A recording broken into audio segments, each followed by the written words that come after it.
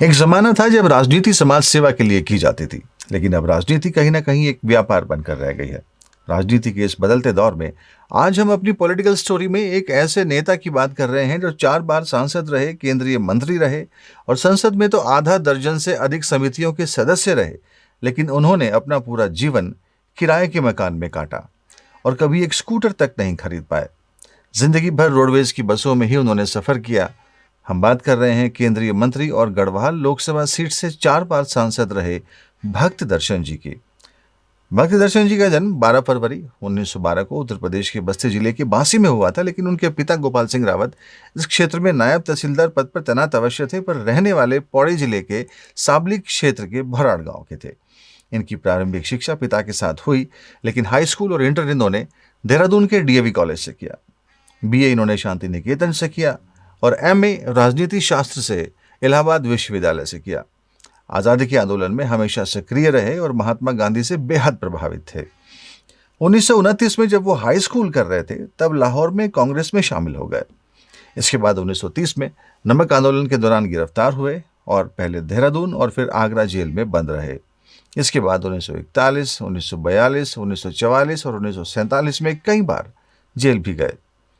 भक्त दर्शन एक पत्रकार भी थे। इन्होंने गणदेश, कर्मभूमि और दैनिक भारत जैसे समाचार पत्रों में संपादन का कार्य भी किया था।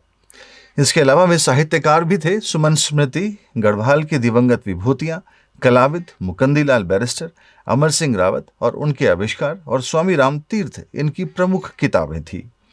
आज़ादी के बाद वे 1948 में गढ़वाल जिला परिषद के निर्विरोध अध्यक्ष बने और 1949 से लेकर 1952 तक देहरादून और पौड़ी जिले के जिला नियोजन अधिकारी भी रहे। 1952 में देश में पहले लोकसभा चुनाव हुए तो उन्हें कांग्रेस ने गढ़वाल लोकसभा सीट से अपना प्रत्याशी बना दिया। 1952 का चुनाव जीतने के बाद वे 1957, 1962 और 1967 का लोकसभा चुनाव भी जीते। इस बीच में जवाहरलाल नेहरू, लाल बहादुर शास्त्री और इंदिरा गांधी के साथ मंत्रिमंडल में सदस्य भी रहे। केंद्रीय शिक्षा मंत्री रहते हुए पूरे देश में केंद्रीय विद्यालयों की स्थापना की और पूरे देश में हिंदी के विकास में इन्होंने प्रमुख योगदान दिया। इनके प्रयासों से ही केंद्रीय हिंदी निदेशालय की स्थापना भी हुई। इनका दक्षिण और पूर्वोत्तर राज्यों में हिंदी के प्रचार प्रसार में अद्वितीय योगदान रहा है। उत्तरकाशी में नेहरू पर्वतारोहण संस्थान खोलने का श्रेय भी इन्हीं को जाता है। 1972 में इन्होंने सक्रिय राजनीति से खुद को किनारे कर दिया था। उसके बाद वे 1971 से लेकर 1977 तक कानपुर विश्वविद्यालय के कुलपति रहे। 1988 से 1990 तक उत्तर प्रदेश हिंदी संस्थान के उपाध्यक्ष रहे। इतना सब कुछ होने के बावजूद भी वे अपने लिए एक मकान तो दूर, एक कमरा तक नहीं बना पाए।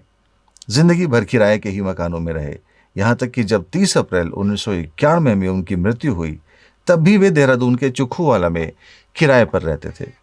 वरिष्ठ पत्रकार और इतिहासकार योगेश धस्माना बताते हैं कि वे हमेशा किराए के मकान में तो रहे ही, साथ ही वे अपने लिए कार तो दूर, स्कूटर तक नहीं खरीद पाए।